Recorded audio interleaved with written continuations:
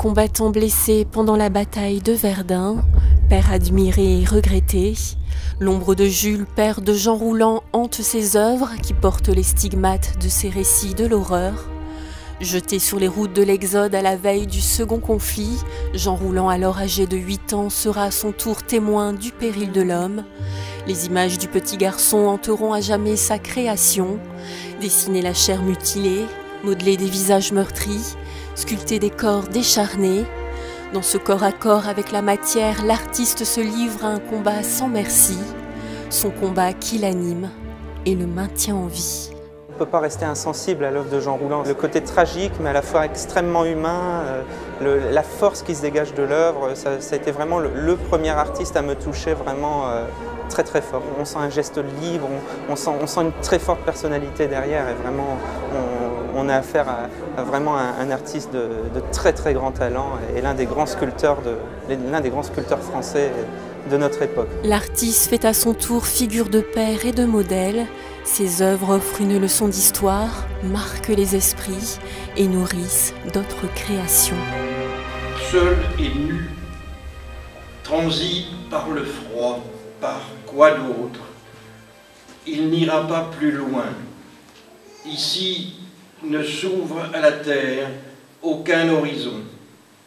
Ce qui reste des arbres, un tronc peut-être, sert d'entrave ou d'appui pour repousser la chute.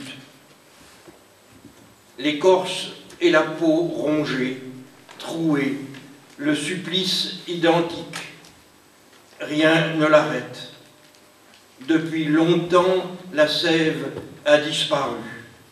La chair est presque exsangue. Aujourd'hui, c'est sur l'histoire de Jean Rouland, son combat contre la mort et pour la vie, que Bruno Vouters s'est penché pour écrire Jean et Marie. Je connaissais Jean à Lille, je l'avais côtoyé très souvent. C'était un feu follet, un artiste très inspiré, un poète. Et puis un jour, malheureusement, on m'a dit qu'il était à Zuydcoote et puis c'est là que je l'ai vu. C'était plus le feu follet que j'avais connu, mais quelqu'un qui venait de vivre une épreuve terrible. Il n'est pas le seul à vivre cette épreuve d'un lourd AVC.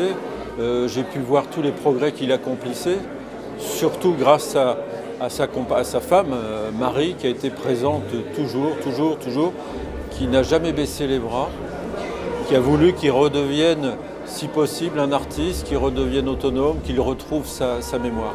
Moi, j'ai trouvé leur aventure tellement exemplaire, tellement forte, que je me suis dit, il faut la faire partager. C'est quand même un signe d'espoir qu'on peut surmonter les épreuves. Et en même temps, c'était une façon de rendre hommage à son travail. Figure de courage, Jean Rouland n'a pas fini de nous hanter, de nous mettre face à notre condition humaine, où rôdent les mystères de la vie et de la mort.